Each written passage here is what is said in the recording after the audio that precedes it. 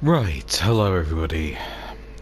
This is my guide for Kelvin and all the Gonkeys to get to basically endgame level in around 2 hours or so. Now, first of all, this guide is going to assume that you know how to kill the dragon. I'll do a quick explanation of it, but I've done a previous video on this, and there's a billion videos on YouTube. Now, you come out here at the Stranded Graveyard. The Fringe Folk Hero's Grave is also here, accessible for the cost of 2 keys. I do not recommend going in there. You have to go up against a horrible chariot and then at the end of it fight a semi-difficult boss. The only reason to do that is because this is where the dragon seal is. I do not recommend trying to start the game on an arcane build. It is pretty horrible. It took me a whole day just to beat the first boss. And for this build, we need to beat the first boss, Godric, or rather the second boss, as quickly as possible. So we pop out here at the first step where Vare can be found. We go down here to the beach. We go to the nomadic merchant, we buy a short bow and a bunch of arrows, and then we make our way all the way to the end of the beach. I'm very sorry, I've just come off a 12-hour shift. And we pick up the pickled gold foot. Now, the next thing to do is decide what kind of a build you want to do. And there are plenty of really good weapons accessible from the start. For example, if you go over to this hole here, you can get the Cross Naginata, which has bleed build, and then go to the south of the swamp and pick up the poison Ash of Fog, which lets you put bleed and poison on the same weapon while turtle poking with your shield. But this requires smithing stones, and you need 127 smithing stones to max out your weapon.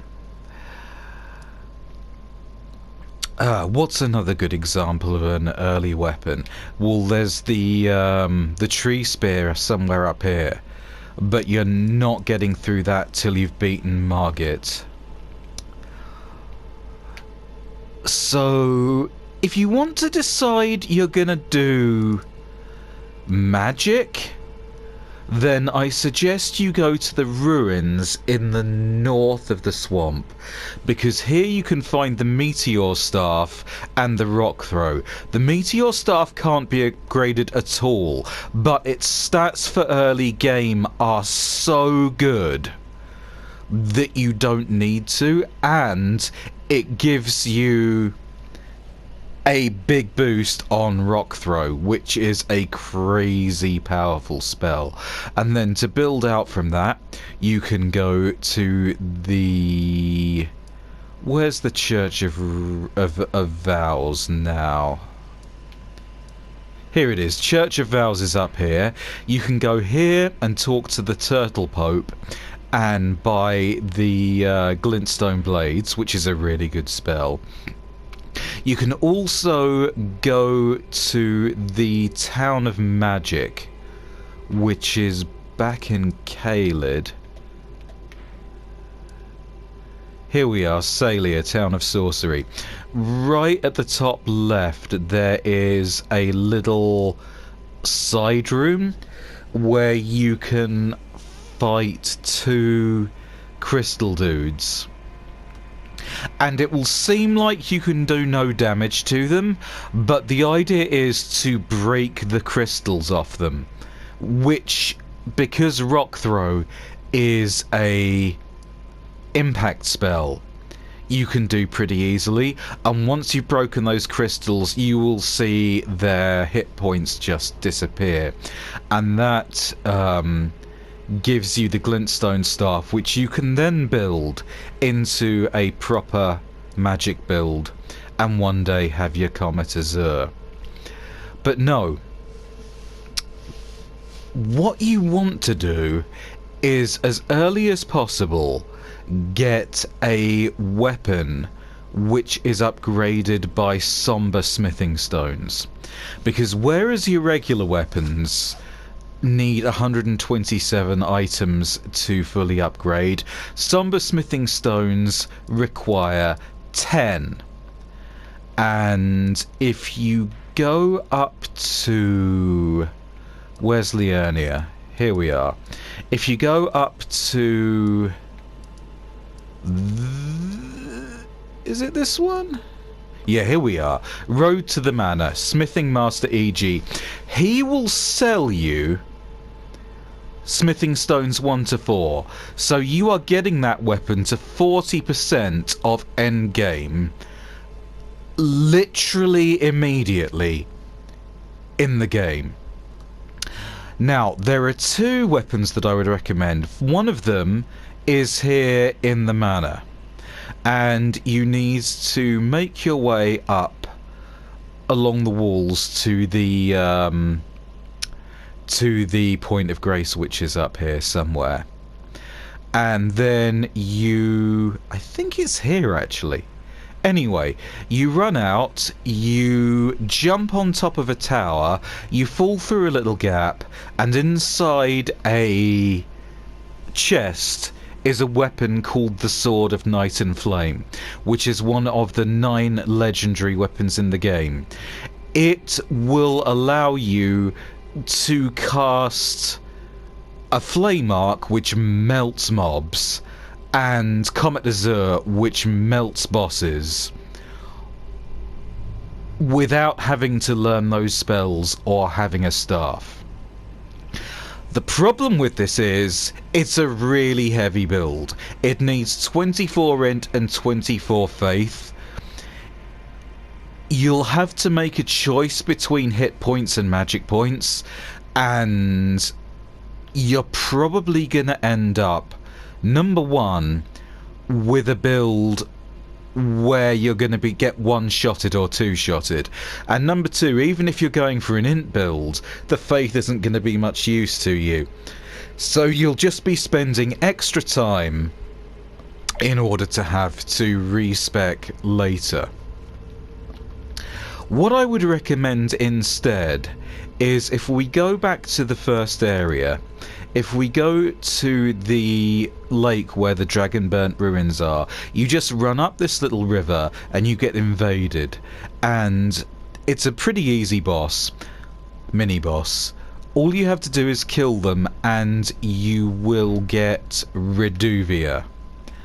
I will just pop over to Rare Lucaria and show you what Reduvia does.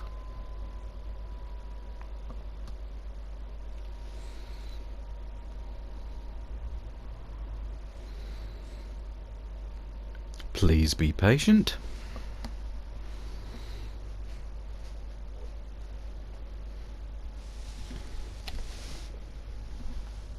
Sorry, just having a vape while this loads.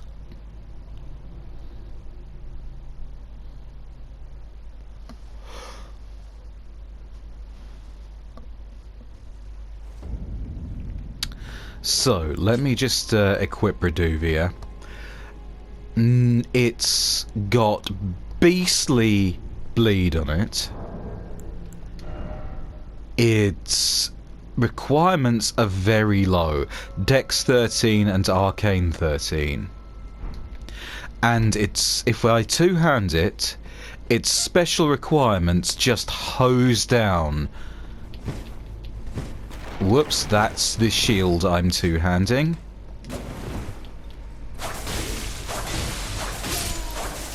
That just hoses down the opponent with projectile bleed damage. So you pick up one of these, then you need to possibly go down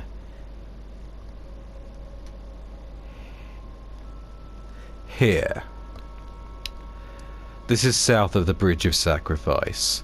And right here at this fork in the road is a broken carriage, which will give you a Morning Star, which is a bleed weapon, which has practically no stat requirements.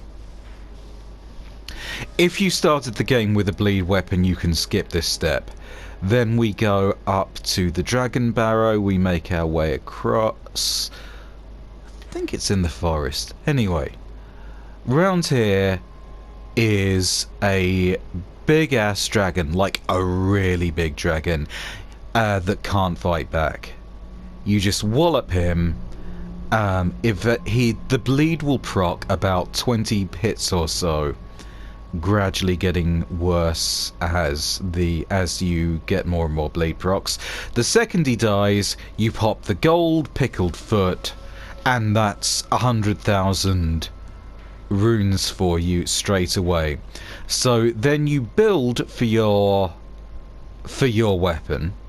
If you're going with Reduvia, then all you have to do is get 13 Dex and 13 Arcane, and you can dump the rest into Vitality, which is really important in this game. Then you pop up to Godric the Grafted from the secluded cell, point of grace. Maybe activate a critter to take the attention off you, and you just hose him down with that weapon.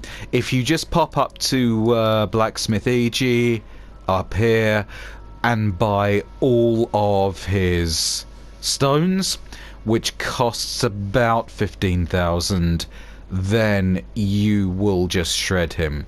But how do I get these stones? Well, we come back down to Caelid and we go to the bridge of to the Farum Great Bridge. And the monsters here have a bit of a reputation for being able to one-hit you, but the thing about the Reduvia is it's so strong, even unupgraded and one-handed, that you just spam R1 and it will shred their poise. And you can just wallop them, get the critical, they're dead. And all you have to do is like one round of this, go back to EG, upgrade it once. Every time you upgrade it, it gets better for farming. Now then, once Godric is dead, what you want to do is go back to the start of the game, the first step, and you talk to Whiteface Vare. And he will... I'm actually having a bit of a memory blank due to lack of sleep, but he will tell you possibly to go and talk to the maidens. So you go down to the Round Table Hold, you talk to the Finger Maidens. Then he will relocate here in the lake to the Rose Church. He will ask you what you thought of the maidens.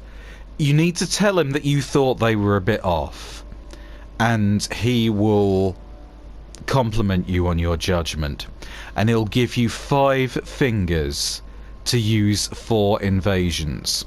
You don't need to win these invasions. You just need to do 3. You just need to connect to other players 3 times. Then you go back to the Rose Church and he gives you a cloth after you tell him to anoint you, which you have to soak in the blood of a maiden. Now, the easiest way to do this is make your way up here to the Church of Inhibition. And to do this, you come out of the lake and you turn right instead of going up to the Grand Lift of Dexter's. You work your way around the cliff like this. There will be a massive Eye of Sauron on top of the local village, which will mess your shit up. So keep out of the reach of that. It's a bit like the Nightmare of Mensis in Bloodborne, if you've ever played that. Now, as soon as you get to the Church of Inhibition, your steed will disappear because you've been invaded. So just run straight into the church and tag the site of grace, so that you don't need to so that if you get killed by the invading phantom, you can just teleport straight back here. Excuse me. While you're up here, if you want to get Frenzied Burst, which is the eye laser,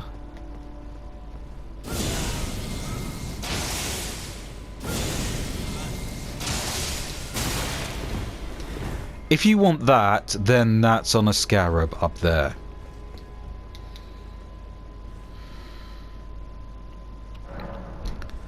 Just reset the enemies. Now, there's a corpse in this church. Where is the Church of Inhibition? I've lost it now. There's a corpse in this church. You soak the blood, you soak the cloth in it, then you go back to Whiteface Vare. He will anoint you, and you have to talk to him twice, because he will then give you an item which, when used, will teleport you to the Lord of Blood's Manor. And the Lord of Blood's Manor, if you are playing an arcane blade, if you're playing an arcane bleed build, you can find the swarm of flies there. I haven't tried this yet. Let's just give it a go.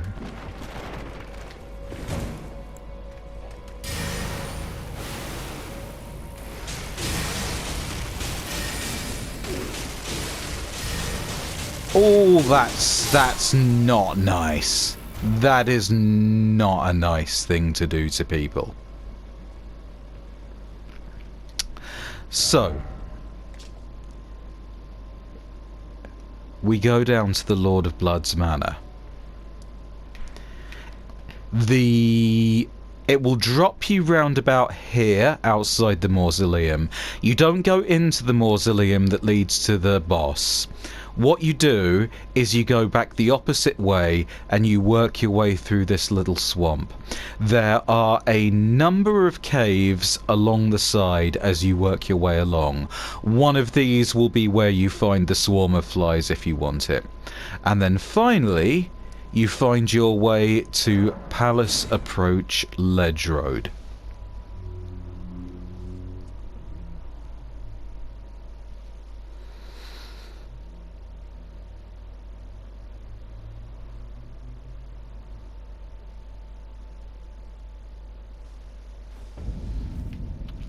Now, let's turn our back. Now, do you see this giant crow bastard down here? He is a really ill-mannered fellow, but as soon as he takes a decent hit, he will turn and charge in the direction that he took the hit from. And in this case, this is straight over a cliff. And you can see from the phantoms that everybody is here doing this. So let's equip the short bow we got at the start of the game.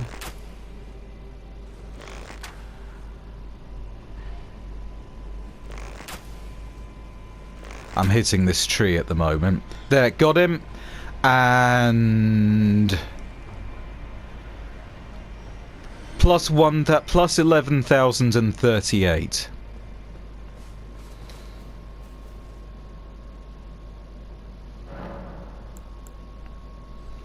And that's that. That's how you get to endgame build within the space of a couple of hours. Like, every time you do that, you will level up in...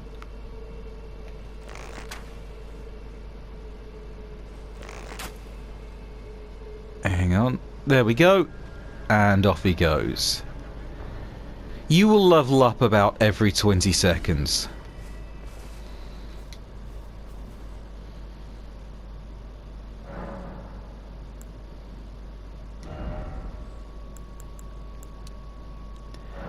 And it doesn't really matter what you dump your points into, because this will give you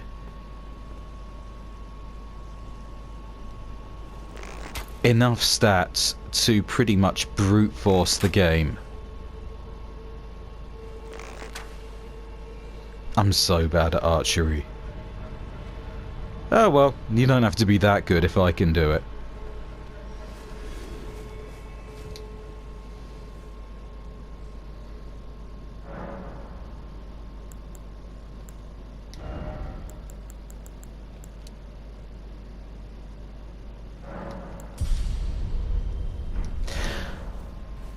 So there we go. If you're new to Elden Ring and you want to just like have an experiment with it,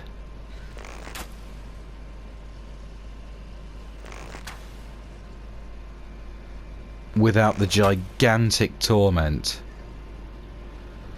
of getting killed over and over and over, this is how you do it. Anyway, much love to Kelvin and all the Gonkeys. And mic drop, I guess? Vape drop? Anyway, I'm gonna shut this rubbish down and upload it now. Good night, everybody.